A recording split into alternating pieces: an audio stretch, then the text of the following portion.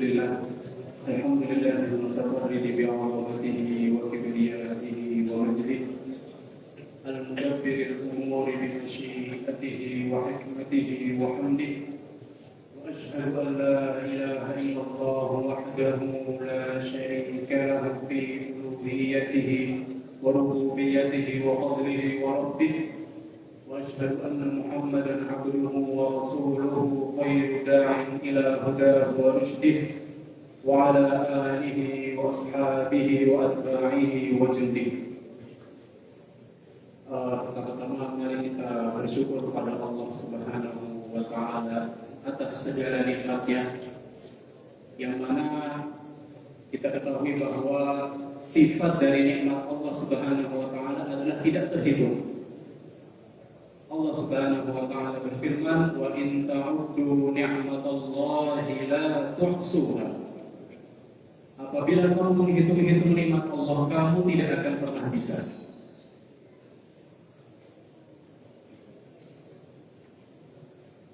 Dan di antara nikmat yang Allah berikan kepada kita yang sering tidak kita sadari, di antaranya adalah nikmat Islam, nikmat di atas sunnah, dan nikmat kecenderungan untuk menuntut ilmu. Nikmat Islam. Mengapa kita harus bersyukur menjadi seorang muslim?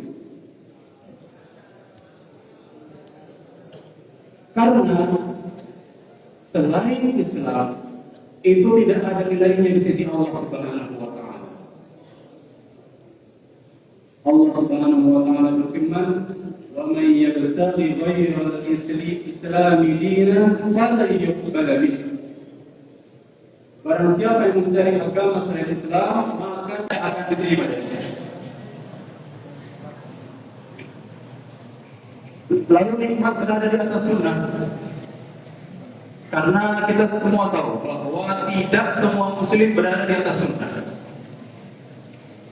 Tidak semua muslim beribadah kepada Allah Subhanahu wa Ta'ala dengan jalan yang Rasulullah sallallahu alaihi wasallam contohkan. Oleh karenanya Allah Subhanahu wa Ta'ala berfirman, "Fa in amanu bimithli ma amantum bihi faqad ihtadaw." Jikalau mereka beriman sebagaimana kalian beriman, maka sungguh mereka telah mendapat petunjuk. Dinukil dari sebagian salafus saleh, yang masyhur adalah dari Sufyan Ats-Tsauri, beliau berkata, "Ma adri ayyan ni'mataini a'dham 'alayya an hadani Allah minal Islam atau an hadani ila sunnah."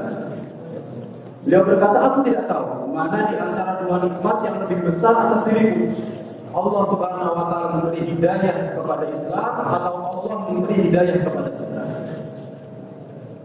Mengapa beliau mengatakan demikian, ya? Karena Islam adalah nikmat keselamatan dari kekufuran. Tanpa Islam, seseorang tidak memiliki keselamatan akhirat. Sudah kita baca ayatnya tadi, Allah Subhanahu wa Ta'ala berfirman, "Wa may yabtaghi ghairal islami dinan falan yuqbal minhu." Barang siapa yang berharap kepada selain Islam, agama selain Islam, maka tidak akan diterima darinya. Jadi Islam itu sudah tiket dari kekufuran. Adapun as-sunnah adalah nikmat keselamatan dari penyimpangan. Karena tidak semua muslim berada di atas sunnah. Seseorang bisa muslim tapi terjatuh dalam bid'ah, dalam ghulu waliyadzubillah. Oleh karena Nabi sallallahu alaihi wasallam pernah bersabda bahwa umat ini akan terpisah menjadi berapa golongan? Umat ini akan terpisah menjadi 73 golongan. Semuanya di neraka kecuali satu. Siapa itu? Beliau mengatakan, "Man kana 'ala mithli ma ana 'alaihi al-yawma wa ashabi." Yang berada di atas apa yang aku dan para sahabatku berada di atasnya.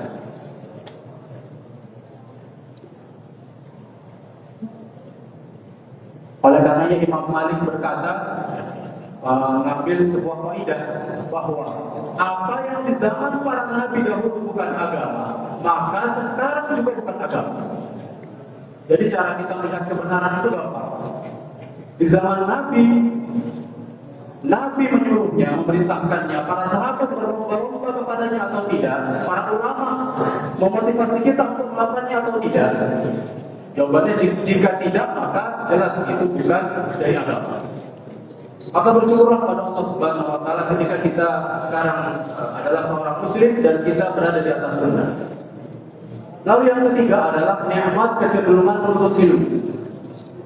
Betapa banyak seseorang yang memiliki banyak waktu, akan tetapi rasanya jadwalnya dia penuh untuk sekedar hadir di majelis ilmu.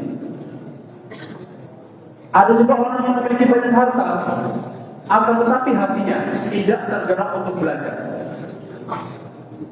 Maka ketika kita memiliki ghirah dalam menuntut ilmu, kita mau belajar, mau mengangkat kebodohan dalam diri kita, itu sebuah nikmat yang besar.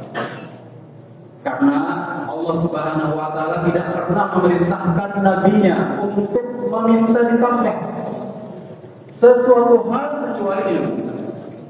Allah Subhanahu wa taala berfirman, "Wa qur rabbi zidni ilma." Dan katakanlah wahai Muhammad, duhai Tuhanku, tambahkan bagiku ilmu.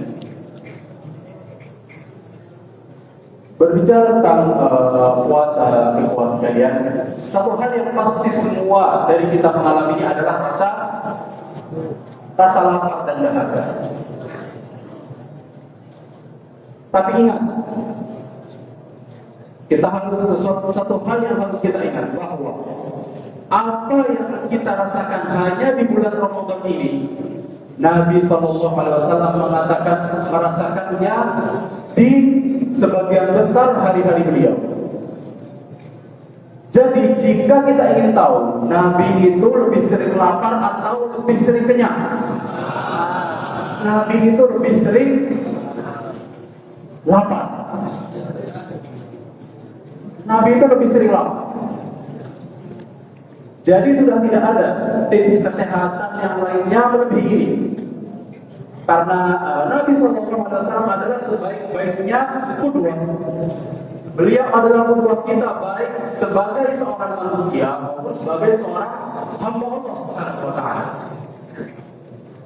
Termasuk dalam masalah kesehatan. Kita yang takut, yang memiliki waliyahulillah, misalkan takut sama penyakit gula dan seterusnya, perhatikan gaya hidup Nabi. Beliau lebih sering lapar daripada kenyang. Praktekkan itu dalam hidup kita. Itulah mengapa di orang sekarang baru mengenal hal tersebut. Padahal zaman Nabi itu sudah lama. Nabi dan para sahabatnya mempraktekkan hal tersebut.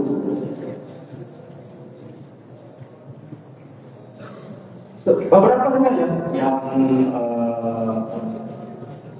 mengatakan hal tersebut, bahwa Nabi SAW itu sering lapar. Beliau bersabda, "Walaqad ukhiftu billahi wa lam yukhaf ahad," kata beliau. "Walaqad udhitu billahi wa lam yukhda ahad. Walaqad atat alayya 30 min baini yawmin wa laylah. Mali wa mali Bilalin syai'un ya'kuluhu dhu kabid illa syai'un yuwarihi ibtu Bilal," kata beliau. "Sungguh aku telah ditakutkan di jalan Allah dan tidak pernah ada orang merasa takut seperti itu. Dan aku diganggu di jalan Allah Subhanahu wa taala dan tidak pernah ada yang diganggu seperti itu. Dan sungguh telah datang kepadaku 30 hari. 30 hari dan 30 malam. Baik aku maupun Bilal," yang saat itu bersama beliau adalah Bilal ketika beliau diboikot, "tidak ada yang kami makan yang bisa dimakan oleh orang yang memiliki hati kecuali beberapa butir kurma yang disembunyikan di ketiak Bilal."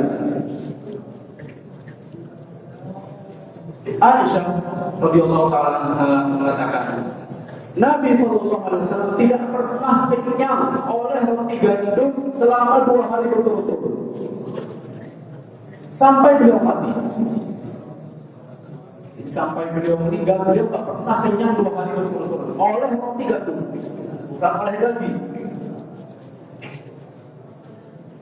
Itulah keadaan beliau. Tetapi keadaan tersebut pernahkah membuat beliau berpikir untuk meminta rukhsah untuk tidak berpuasa? Tidak ada.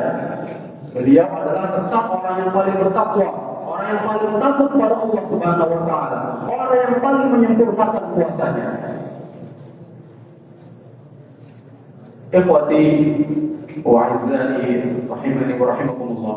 Adapun pembahasan kita pada sore hari ini adalah al-a'dzar al-mubihah lil fitri. Pembahasan kita adalah al-a'dzar al-mubihah lil fitri. Udzur-udzur yang membolehkan berbuka puasa. Udzur-udzur yang membolehkan berbuka puasa. Pada dasarnya hukum puasa itu adalah harus ikmal. Kita harus memenuhi dari kapan? Dari terbitnya fajar sampai malam, sampai maghrib. Itu hukum aslinya. Atau dalam usul fikih kita katakan azimah. Nah, akan tetapi di sana ada udzur. Ada udzur, ada rintangan, ada beberapa alasan yang membuat kita boleh membatalkan puasa kita.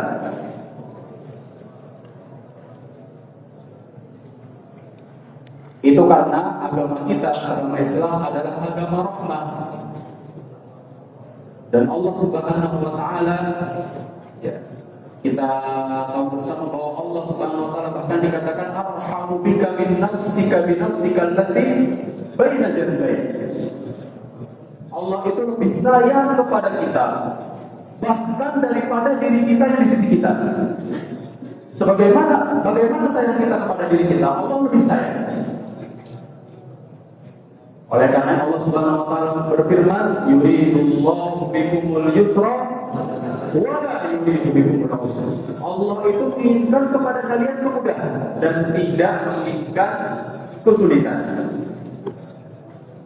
Sebelum kita tahu udzur-udzur apa saja yang membuat kita boleh fitrah, boleh berbuka puasa atau boleh tidak puasa, kita harus tahu dulu apa definisi dari udzur. Apa arti udzur? Selama ini semua orang boleh ngomong udzur. Saya udzur. Akan tetapi syariat punya standarnya sendiri. Udzur itu seperti apa? Udzur itu seperti apa? Itu harus kita tahu terlebih dahulu sebelum kita bahas apa saja udzur yang membolehkan kita berbuka puasa.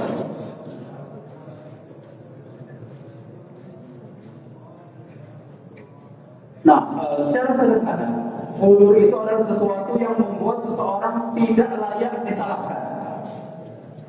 Seseorang mempunyai udzur berarti dia tidak layak disalahkan. Saya katakan sesuatu yang membuat seseorang tidak layak disalahkan, itu namanya udzur.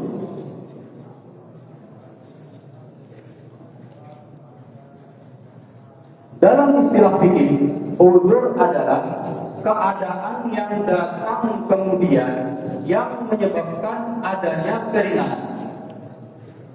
Udzur adalah keadaan yang datang di kemudian yang menyebabkan adanya keringanan. Jadi sebelum keringanan berbuka, terlebih dahulu harus ada yang namanya udzur. Harus ada yang namanya udzur.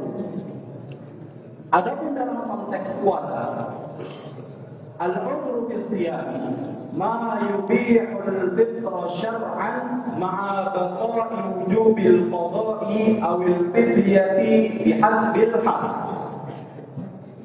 Udzur dalam puasa adalah sesuatu yang membolehkan berbuka secara syar'i dengan tetap adanya kewajiban qada atau fidyah sesuai kondisi. Atau dengan bahasa yang lebih mudah, uzur adalah keadaan yang diakui syariat. Ingat, yang diakui syariat. Sehingga seorang mendapat keringanan untuk tidak berpuasa. Anak ulangi, keadaan yang diakui syariat sehingga seseorang mendapat keringanan untuk tidak berpuasa. Jadi tetap ya, yang menjadi ibrah patokannya itu adalah syariat, dalil. Di sini perlu kita pertebal bahwa tidak semua alasan adalah uzur. Paham sebab tidak semua alasan adalah uzur. Secara bahasa memang ketika kita mengatakan saya punya uzur, ya saya punya alasan. Tapi secara syariat hanya alasan yang diakui dalil yang disebut uzur syar'i. Jadi uzur syar'i itu artinya apa? Uzur yang diakui syariat atau uzur yang ada dalilnya, itu namanya uzur syar'i. Sering kita dengar uzur syar'i, dikit-dikit uzur syar'i, harus ada uzur syar'i. Apa maksudnya uzur syar'i? Adalah uzur yang diakui syariat. Yang ini berkaitan dengan tujuan syariat. Lalu bagaimana sesuatu alasan saya ini punya alasan biar tidak berpuasa, harus memenuhi apa biar dibilang uzur syar'i? Yang pertama jelas ada dalilnya. Ya, ada dalilnya. Ada dalilnya baik dalam Al-Qur'an maupun As-Sunnah. Yang kedua ada kesulitan nyata. Memang nyata sulitnya. Sulitnya itu fakta. Bukan cuma kata dia, menurut dia. Tapi memang jika kita tahu alasannya dia, semua orang akan mengatakan memang itu sulit. Ikhwah yang membaca Al-Quran, tolong di stop sebentar dan dengarkan kajian. Barakallahu fiikum. Lalu yang ketiga, tidak dibuat-buat. Tidak dibuat-buat. Misalkan bitaqribil fahm, agar kita lebih paham, sakit berat. Seorang menderita sakit berat, itu uzur syar'i atau bukan? Uzur syar'i atau bukan? Ya, uzur syar'i. Sama. Ya, uzur syar'i. Ya mungkin yang sekarang kita pikir adalah safar di zaman kita. Pesawat, pakai bis malam eksekutif, pakai kapal pesiar dan seterusnya. Adapun zaman dulu, zaman dahulu, kenapa safar itu benar-benar kesulitan yang nyata? Karena zaman dulu mereka itu safar jalan kaki. Mereka itu lewat bukit, lewat gunung, lewat padang pasir. Maka safar itu termasuk dari uzur syar'i. Malas, seseorang malas puasa. Apakah uzur syar'i? Seseorang pagi-pagi main bola sampai kelelahan. Apakah uzur syar'i? Sama sekali bukan uzur syar'i. Lalu selanjutnya dalil asalnya ada uzur ini apa? Tadi sudah kita sebutkan, Allah Subhanahu wa taala berfirman, yuridullahu bikumul yusra wa la yuridu bikumul usra. Allah Subhanahu wa taala menghendaki kemudahan bagimu dan tidak menghendaki kesulitan bagimu. Dan Allah Subhanahu wa taala berfirman, "Faman kana minkum maridan aw 'ala safarin fa 'iddatun min ayyamin ukhra." Barang siapa di antara kalian sakit atau dalam perjalanan, maka wajib mengganti hari yang ditinggalkan itu pada hari-hari yang lain. Jadi ternyata boleh. Ternyata uzur ini memang kemudahan dari syariat. Ketika kita sudah memiliki uzur syar'i dan tidak bisa berpuasa, syariat datang dengan kemudahannya. Yaitu boleh kita ganti di hari yang lain yang kita itu kuat. Ada uzur, ada uzur. Ada udzur, ada yang namanya rukhsah. Seperti kita katakan Islam itu agama yang rahmat. Itulah mengapa ketika seorang hamba memiliki udzur syar'i terbitlah rukhsah. Allah Subhanahu wa taala berfirman, "Yuridullahu bikumul yusra wa la yuridu bikumul usra." Adapun al-rukhsah al-hukmu tsabitu ala khilafid dalil li udhri. Ar-rukhsatu hiya al-hukmu tsabitu ala khilafid dalil li udhri. Rukhsah adalah hukum yang ditetapkan menyelisihi hukum asal karena adanya udzur. Jadi rukhsah yang mana lebih dulu? Ada rukhsah atau ada udzur? Ada udzur terlebih dahulu. Karena rukhsah adalah sesuatu hal yang menyelisihi hukum aslinya. Aslinya adalah wajib puasa, wajib ikmal, wajib puasa sampai maghrib, wajib tahan dia. Tapi karena ada udzur syar'i, dia sakit, dia demam 40 derajat dan seterusnya, maka dia boleh berbuka. Nah, satu hal yang harus kita pegang sebelum kita lanjut ke jenis-jenis udzur, setiap rukhsah itu memiliki konsekuensi. Nah, tadi kita sudah punya udzur nih, punya udzur syar'i. Lalu udzur syar'i kita itu melahirkan sebuah rukhsah. Kita boleh tidak puasa. Tapi setiap rukhsah itu ada kewajibannya masing-masing. Kewajiban yang dimaksud adalah kalau tidak qadha, yaitu bayar fidyah. Teman-teman ingat dulu, ya. Kalau tidak qadha, yaitu bayar fidyah. Nah, ada pun macam-macam udzur beserta dalil dan konsekuensinya. Yang pertama adalah sakit. Jadi jika kita ditanya apa saja sesuatu hal yang bikin membuat kita itu boleh berbuka puasa, boleh membatalkan puasa. Yang pertama sakit. Allah Subhanahu wa taala berfirman, "Faman kana minkum maridan aw 'ala safarin fa 'iddatun min ayyamin ukhra." Barang siapa di antara kalian sakit atau dalam perjalanan, maka wajib mengganti sebanyak hari yang ditinggalkan itu pada hari-hari yang lain. Berarti kalau kita katakan setiap rukhsah ada konsekuensinya, kalau sakit konsekuensinya apa? Ini sakit biasa ya, sakit bukan sakit yang terus. Kalau sakit berarti konsekuensinya apa? Konsekuensinya apa? Qadha. Kita sakit yang harus kita itu berbuka. Maka konsekuensinya adalah qadha. Baik, ketentuannya adalah jika puasa kita memperparah sakit, kita boleh berbuka. Ingat, boleh berbuka. Jika membahayakan jiwa, artinya kita sakit, kalau kita nggak minum atau makan atau memasukkan sesuatu lambung kita ini, maka kita bisa mati. Maka itu wajib hukumnya. Wajib kita itu berbuka.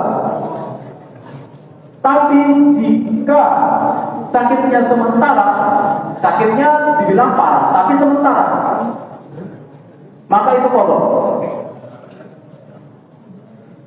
Jika sakitnya ringan, tetap puasa. Sakit hanya semangat dan seterusnya, sakit hanya batuk, maka wajib puasa.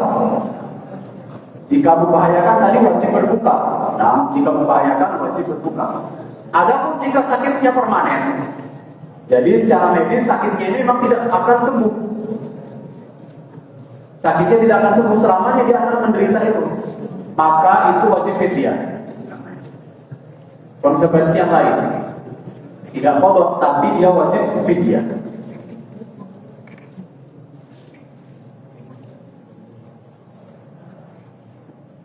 Benar ya,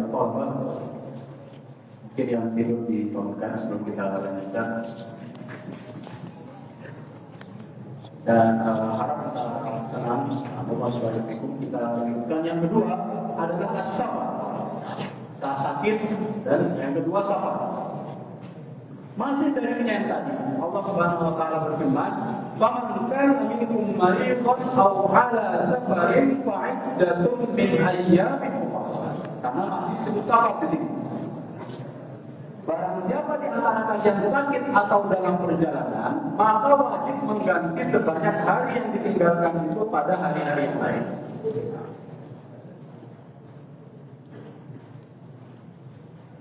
Diriwayatkan oleh Abu Sa'id Al-Khudri radhiyallahu taala anhu, beliau berkata, "Kunna nanzu ma'a Rasulillah sallallahu alaihi wasallam fi Ramadan, fa minna as-sha'imu wa minna al-muftir." Kata beliau, kami pernah berperang bersama Rasulullah sallallahu alaihi wasallam di bulan Ramadan. Di antara kami ada yang puasa dan di antara kami ada yang berbuka, tidak puasa. Ini menunjukkan bolehnya kita berbuka ketika itu memang dalam kesulitan, masyaqqah. Dan dari Anas bin Malik radhiyallahu taala anhu, beliau berkata, "Kunna nusafiru ma'an Nabi sallallahu alaihi wasallam, falam ya'ib as-sha'imu 'ala al-muftir wa la al-muftiru 'ala as-sha'im." Kata beliau, kami berpergian bersama Nabi sallallahu alaihi wasallam. Yang berpuasa tidak mencela yang berbuka, dan yang berbuka tidak mencela yang berpuasa. Artinya bukan hal yang wajib seseorang itu berbuka puasa saat safar. Nah, ada kisah Nabi Shallallahu Alaihi Wasallam dalam salah satu safarnya, diriwayatkan oleh Jabir bin Abdullah radhiyallahu taala anhu. Beliau berkata, "Anna Rasulullah Shallallahu Alaihi Wasallam ra'a zihaman wa rajulan qad dhullila alaihi, faqala ma hadha? Qalu sha'imun. Faqala laisa minal birri as-sawmu fis safar." Suatu ketika Rasulullah safar dan melihat ada seorang laki-laki yang dinaungi, dia pingsan. Lalu dia dinaungi, dhullila, dinaungi. Beliau bertanya, ada apa ini? Kenapa laki-laki itu? Lalu mereka menjawab, dia sedang berpuasa. Maka beliau bersabda, bukan termasuk kebajikan berpuasa dalam safar yang memberatkan. Nah, jadi bukan suatu hal yang positif, kata Nabi. Seseorang paksa dirinya sampai semaput, padahal dia dalam kondisi musafir. Laisa minal birri as-sawmu fis safar, kata beliau. Nah, tadi yang pertama Pak, yang kedua, yang ketiga yang insya Allah tidak ada yang mengalaminya dari santri selama Isya tanggal 20 yaitu adalah al-haidu wa nifas. Al-haidu wa nifas. So tidak ada yang mengalami. Tidak ada yang mengalami yang namanya haid atau nifas. Akan tetapi akan tetapi bukan berarti tidak berguna, karena setiap kita pasti memiliki ibu, pasti memiliki kakak perempuan, pasti memiliki mbak, pasti memiliki adik perempuan dan seterusnya. Belum ada. Ternyata haid dan nifas juga termasuk sesuatu yang membolehkan kita itu berbuka puasa, membatalkan puasa. Dari Aisyah radhiyallahu taala anha, kana yusibuna dzalika fa nu'maru bi qada'i shaumi wa la nu'maru bi qada'i shalah, kata beliau. Kami dahulu mengalami haid, kata Aisyah. Lalu kami diperintahkan mengqadha puasa dan tidak diperintahkan mengqadha shalah. Jadi ya ketika seorang haid itu kan jelas tidak berpuasa dan tidak sholat. Tapi yang diperintahkan untuk diqadha hanya puasa saja. Adapun sholat tidak ada qadhanya untuk orang haid. Jadi sholat tidak diqadha untuk orang haid, tapi puasa tetap diqadha. Ini adalah dalilnya nifas juga. Nah, ya Pak, jika antum ditanya apa dalilnya nifas? Kenapa nifas juga sesuatu yang membolehkan seseorang berbuka puasa? Jawabannya ini dalilnya sama. Walaupun dapat hadisnya menyebut haid, tapi para ulama sepakat bahwa nifas hukumnya sama dengan haid dalam masalah puasa dan sholat. Nifas, apa itu nifas? suatu kondisi ya, setelah melahirkan, setelah perempuan itu melahirkan, gitu ya. Para ulama mengkiaskan nifas kepada haid karena kata mereka nifasu haidun muhtabas. Nifas itu adalah haid yang tetap. Nifas itu adalah haid yang tetap. Oleh karenanya hukum nifas sama dengan hukum haid. Yang keempat sama, sesuatu yang insya Allah tidak ada yang mengalaminya dari santri biar 7. Apa itu? Haid sudah, nifas sudah, hamil dan menyusui. Hamil dan menyusui. Gak mungkin, gak mungkin. Santri biar 7 mengalaminya, akan tetapi ibrohnya adalah untuk kita sampaikan.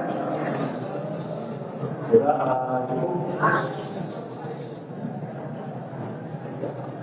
hamil dan menyusui. Dalilnya adalah dalil umum dari yang sering tadi kita baca. Faman kana minkum maridan aw ala safarin fa'iddatun min ayyamin ukhra. Dari berarti ya coba kondisi hamil dan menyusui itu dikategorikan sakit. Nah, wanita yang hamil dan menyusui itu sama hukumnya dengan orang yang sakit. Sebagian sahabat seperti Ibnu Abbas radhiyallahu ta'ala ketika menafsirkan ayat tersebut, ayat man kana minkum maridan aw ala safarin fa'iddatun min ayyamin ukhra, beliau mengatakan ini juga mencakup wanita hamil dan menyusui. Ayat ini juga mencakup wanita hamil dan wanita menyusui.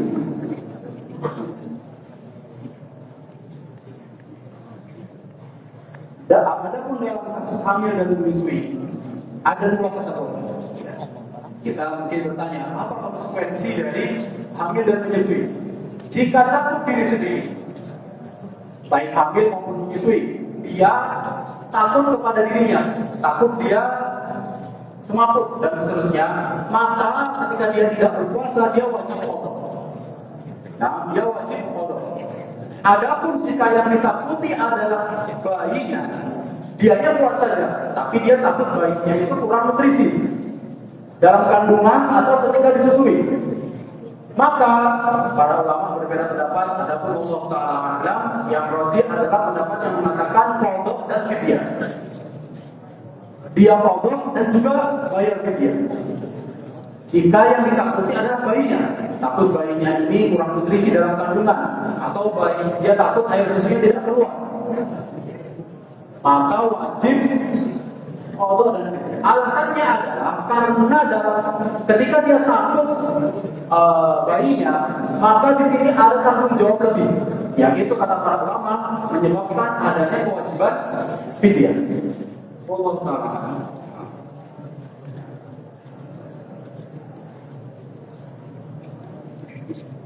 Akhir dari kita yang lalu yang kelima adalah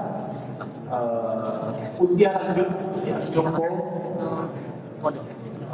orang yang sudah jompo, orang yang sudah tua, atau memiliki sakit yang permanen. Ini yang kelima, usia lanjut, ya, kakek-kakek umur 80 tahun, kan? Atau umur 100 tahun, atau memiliki sakit permanen. Berlaku pada yang firman Allah Subhanahu wa taala, wa 'alal ladzina yutiqunahu fidyatun ta'amu miskin.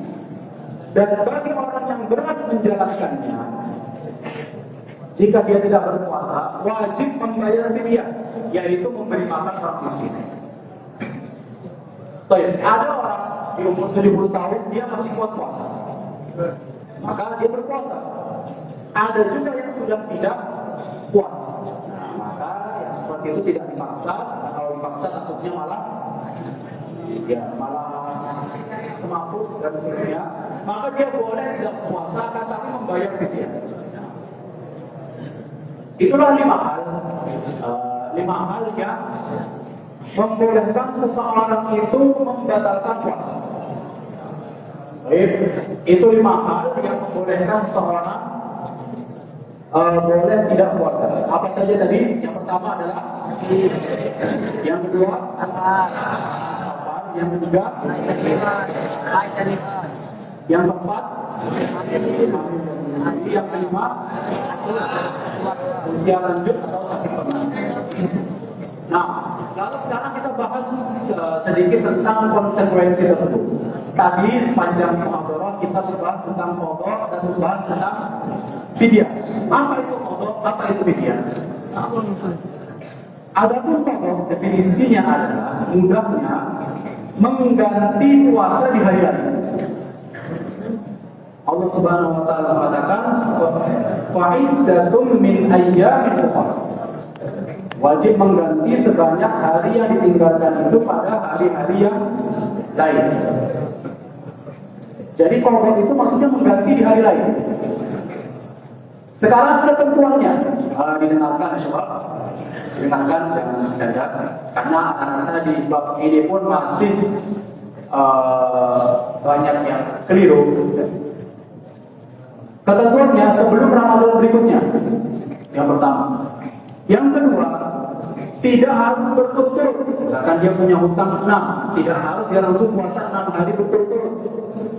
Boleh bulan ini 1, bulan depan 1 dan seterusnya. Lalu, ketika dia mengganti di hari lain, maka statusnya adalah puasa wajib. Nah, statusnya adalah puasa wajib, yang artinya dia harus tabiyyun niat. Dia harus niat dari malam. Dia harus sudah niat sebelum subuh. Dan lagi, karena ini puasa wajib, dia tidak boleh gampang-gampang membatalkannya. Karena Allah Subhanahu wa taala berfirman, "Wala tubtilu a'malakum." Jangan kalian batalkan amal-amal kalian. Jadi kita kalau bayar hutang nggak boleh seperti puasa sunnah. Puasa sunnah kalau kita nggak sahur, tapi kita pengen puasa, terus akhirnya nggak kuat, boleh kita batalkan. Tapi kalau puasa qadha, karena itu puasa wajib, tidak boleh. Tidak boleh kita batalkan seenaknya. Kalau kita sudah tabiyyun, sudah kita puasa, maka harus ikmal sampai maghrib. Nah. Dan ketika kita membatalkan puasa, karena safar atau karena safar contohnya, itu bukan berarti kita tidak niat puasa. Nah, dan ini masih banyak yang salah. Bukan berarti nanti pesawat saya jam 12. Dari sekarang saya nggak puasa, nggak usah sahur dan nggak usah puasa. Tidak boleh seperti ini. Nah, karena pada dasarnya niat puasa itu dimulai dari ketika subuh.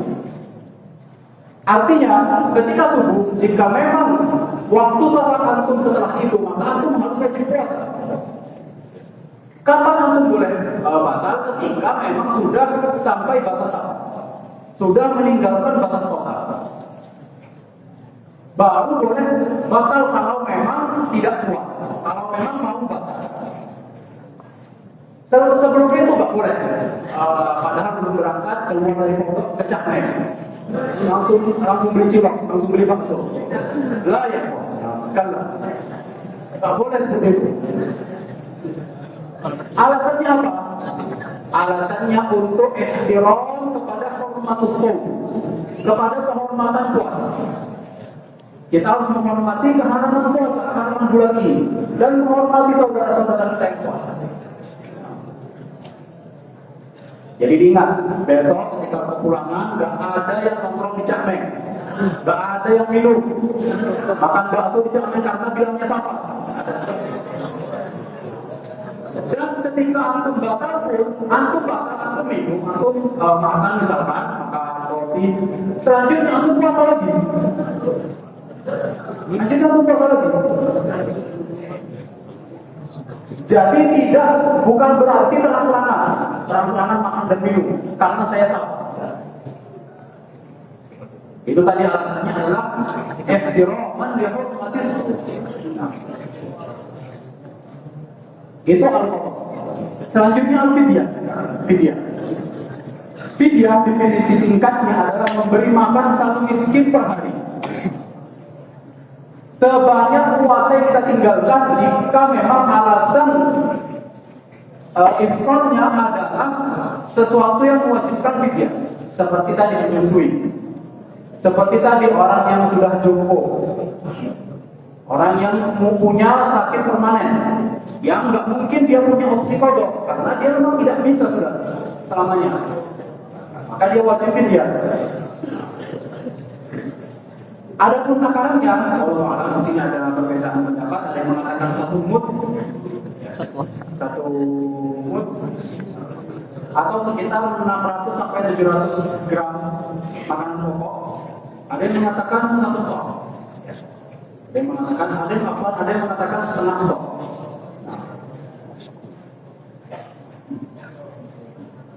Ada mungkin yang bisa berikan adalah makanan, karena Allah Subhanahu wa taala berfirman, "Wa 'alal ladzina yusiquna fidyatun ta'am miskin." Memberi makan satu orang miskin. Jika memang dia tak sanggupnya 20 hari atau 30 hari, maka 30 miskin. Kata yang dipakai adalah makanan, ta'am. Jadi asalnya adalah makanan, bukan uang. Bukan uang, tapi makanan. Adapun tekanannya di Indonesia itu sekitar 600 gram sampai 750 gram. Jika ada yang mau nasi bungkus, boleh tidak? Dengan syarat sesuatu yang layak dan sesuatu yang itu bernilai. Bukan nasi kucing. Bukan nasinya aja 10.000 tapi lauknya 2.000. Tapi semua yang kita makan.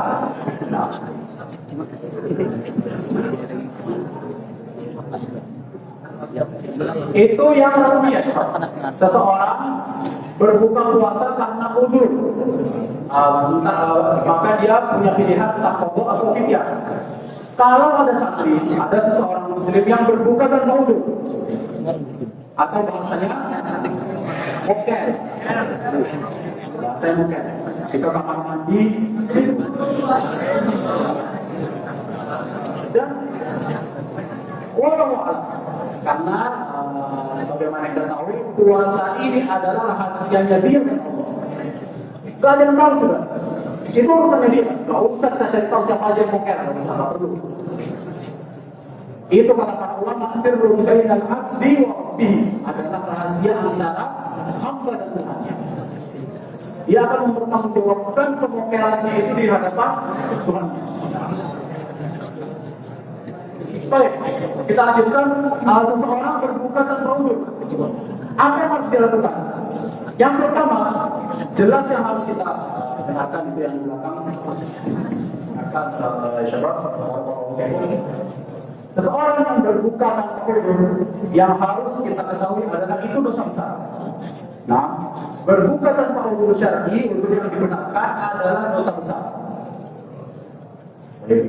Kalau itu dosa besar, maka dia itu wajib taubat, wajib taubat, wajib menyesal, wajib tidak akan mengulanginya lagi.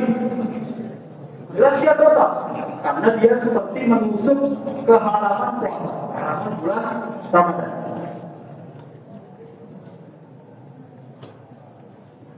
Dia taubat dan dia wajib taubat. Nah, dia wajib taubat dan dia wajib taubat. Sama, tidak boleh dia terang-terangan, tidak boleh dia makan berulang-ulang. Jika dia sudah makan, maka wajib atasnya untuk ikmal, yaitu untuk meneruskan puasanya sampai maghrib. Walaupun puasa tersebut sudah batal. Ingat, kata-kata kita ikmal, kita wajib ikmal, wajib terus puasa walaupun sudah batal. Itu walaupun puasa tersebut sudah batal. Ya. Tapi tetap kita harus menjaga keharaman puasa ini. Termasuk inzal, katakan keluar air mani ketika bisyahwah, dengan syahwat. Itu termasuk sesuatu hal yang kita harus taubat dan harus taubat. Lalu ada satu hal terakhir, sesuatu yang memiliki konsekuensi selain fidyah dan qadha. Dia qadha dan dia ada tambahan, Yaitu satu hal saja. Apa itu? Jima fi nahari Ramadan. Kebelet, sudah tidak kuat.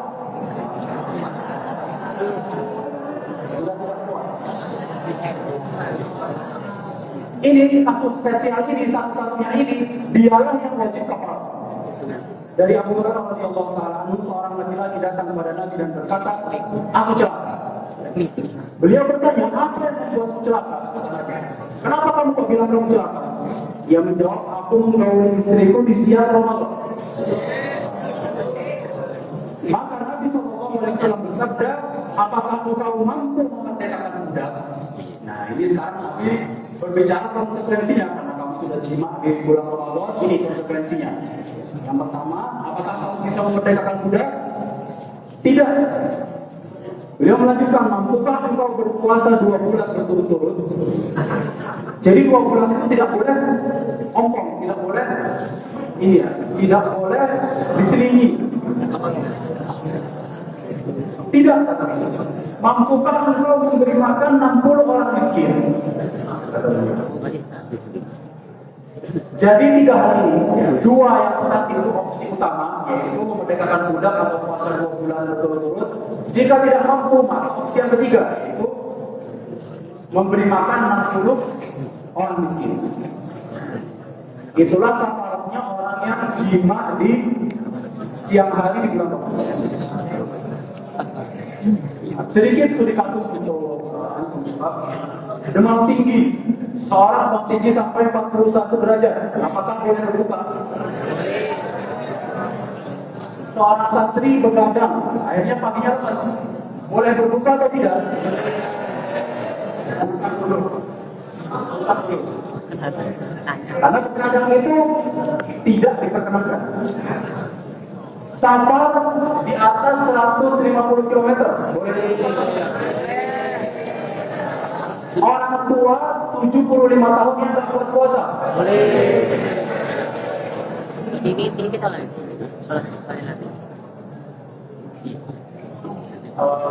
Mungkin itu saja yang bisa kita ambil di pada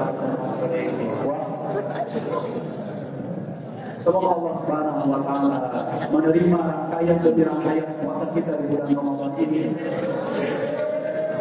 Dan semoga Allah Subhanahu wa taala menjadikan kita alumni Ramadan yang memiliki predikat takwa. Sallallahu alaihi wa sallam Muhammad wa ala alihi wa sahbihi wasallam.